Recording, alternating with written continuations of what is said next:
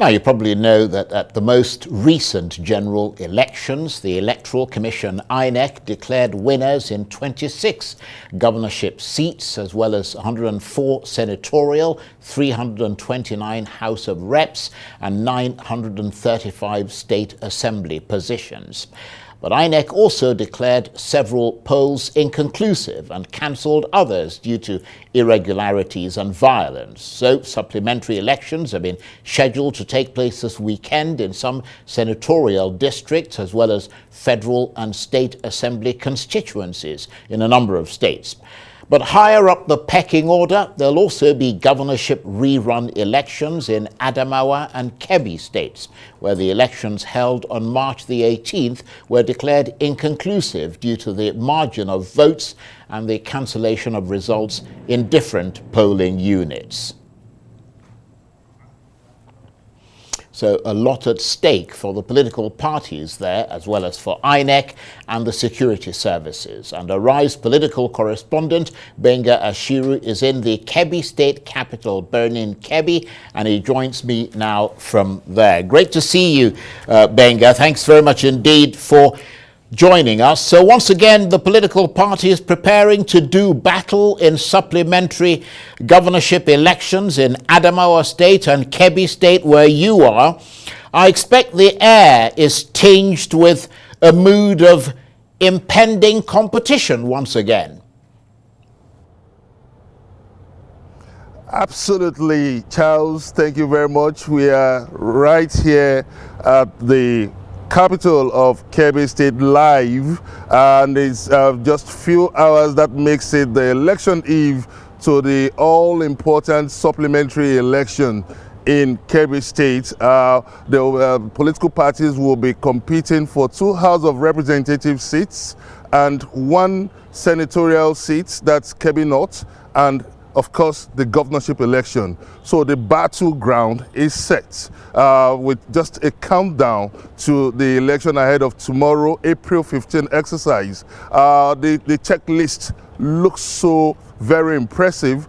Just this morning, as at 9 a.m., we met with the INEC National Election Commissioner at the INEC headquarters here in Kebbi, and he assured that all is set to ensure a transparent and credible election exercise tomorrow. And he also said that because when you look at the factors that caused the election, the governorship election to be declared inconclusive and causing this rerun, it's caused by overvoting, violence, and polling officers declaring election out of duress. So INEC is saying that most of the officials will be INEC-owned staff, and they have also assured that any staff that falls short of expectations, that falls short of the rules of engagement, would be shown the way out of INEC. So they have read the Riot Act. The Riot Act is clear to all staff,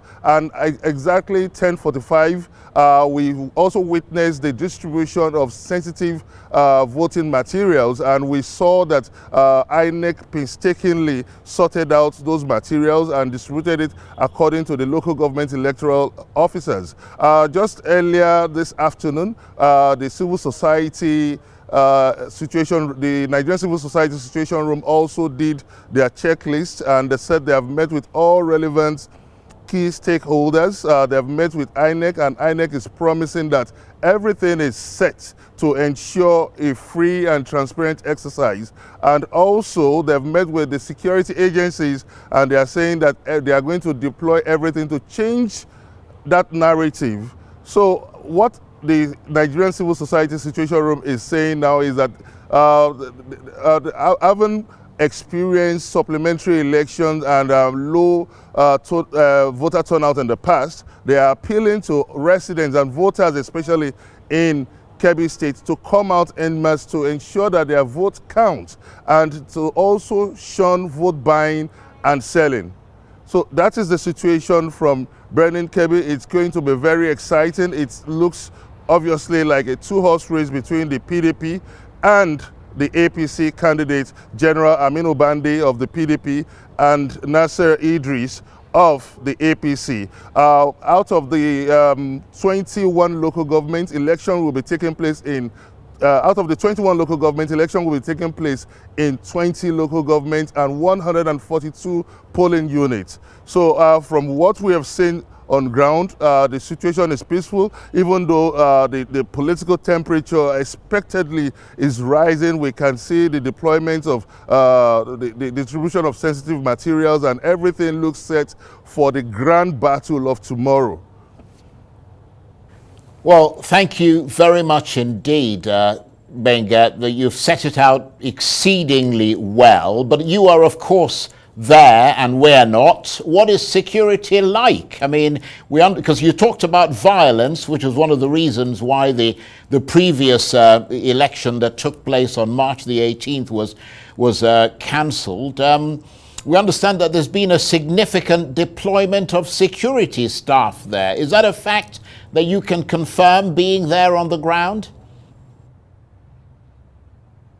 Yeah, just like even the civil society situation also confirmed, there would be mobilization of forces from different from different factions, from different formations rather, to beef up security ahead of tomorrow's exercise. Like I told you, election is taking place across 142 polling units across the 20 local government areas. So I think both the security agencies and INEC are determined to change this narrative. They are determined to change their image, but we'll keep vigil and to see whether they will actually match their words, their actions with what they have promised so far. Yes, absolutely. And I know, of course, Gbenga, you're not in Adamawa State. I mean, we have a correspondent, Mary Chinda, but we'll be hearing from her over the weekend. But in Adamawa State, Governor Fintiri is once again facing off against his opponent in the APC, Aisha Binani. And the race is unique, isn't it? Because not only was it declared inconclusive because of the margin of votes, but also because also one of the main candidates in the race is a woman, and that's focusing a lot of attention there, briefly. Yeah, it's obviously drawing a lot of attention, even though, like you said, I'm not in Adamawa State, but you can see that because of the stake, history is about to be changed. The narrative is about to be changed. Should Binani become the president, without holding brief for either of the candidates, it's really raising a lot of anxiety, a lot of expectations, and you can see that every ingredient, all trappings for a grand battle is set ahead of tomorrow's exercise, because we understand, you could see that the incumbents, that is the party, the incumbent party, the People's Democratic Party, is holding sway, and if it should go the way of Aisha Binani, then history is being made for a woman to become the governor of Adamawa State. So it's going to be very interesting. Obviously, a two-horse race too over there, and that's another powerhouse when you talk of the Nigerian politics. And don't forget that that is the constituency of the People's Democratic Party presidential candidate, Atiku Abubakar. So the stake is indeed really high, coming from Yola tomorrow, the entire Adamawa State. Absolutely, and the points you made there clearly underscoring the fact that it's going to be a very, very interesting one to watch. And of course, Gbenga, it is your job to steer all of us through this election. Are you suitably energized? I was going to ask if you're excited, but that might be pushing the needle perhaps too far. Well, when you look at the peculiarities of this election, and you see INEC not being able to conclude an election such as this magnitude, where election took place in 21 local governments, and it's because of overvoting, violence, and INEC staff, polling officers, specifically declaring election under duress. That brings a low watermark to the electioneering process and the credibility of election. So what we're going to see tomorrow is a high stake of INEC, very determined, coming out in a determined way to change the narrative. The security agencies also have their work cut out for them.